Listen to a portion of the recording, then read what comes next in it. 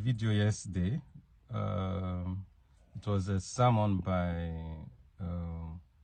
Apostle Femi Lazarus. Okay, I've been watching his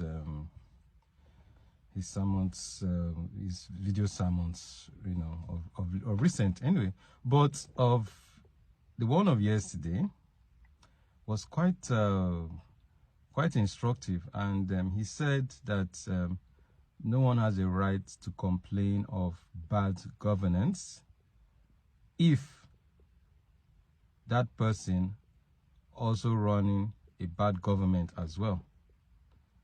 What did he mean? He said people complain of lack of freedom of speech, okay, in society. But he now asks, how many of us actually have homes that there's freedom of expression? Because the average African home, you have the patriarch, who the head of the home, and no one can tell him that what he's doing is wrong. Okay, so you have, the way he put it, a mismanagement of authority. That instead of the African father, okay, to use his authority to build his children and build his spouse, he uses his authority to suppress them. Okay, so you have homes where children cannot air their views, cannot air their minds, cannot tell daddy, I don't like this, or what you're doing, why not do it this way? And even the same thing for their spouses. So he said, how can someone who runs a home that way now complain of suppression of speech by the government? And that was very instructive.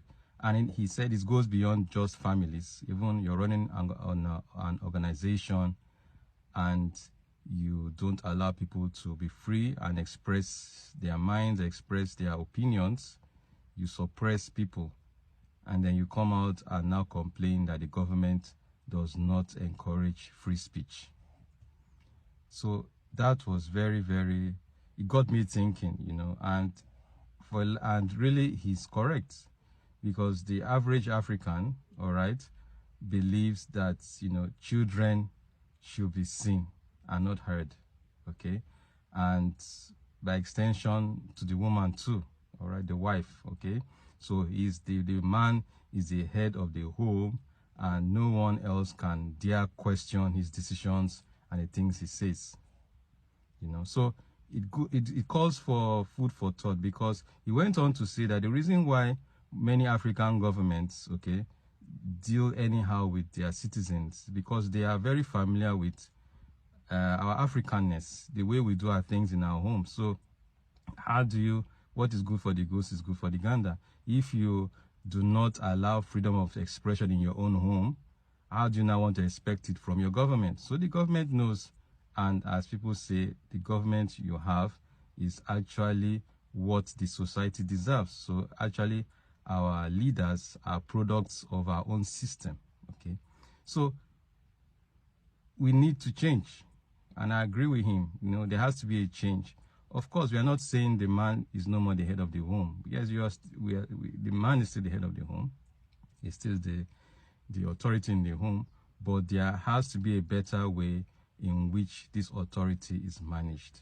We need to be able to give our children, our spouses, that liberty to express themselves, okay? Expression of your ideas does not translate to insubordination. It does not.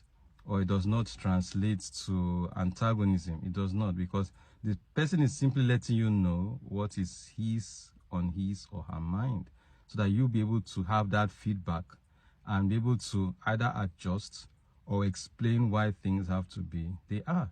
So if in our own homes we do not encourage feedback, we do not encourage positive criticism, then how come we now expect that from the larger government? Because definitely what you are not giving, okay, how do you expect to receive it? Okay, so it's food for thought.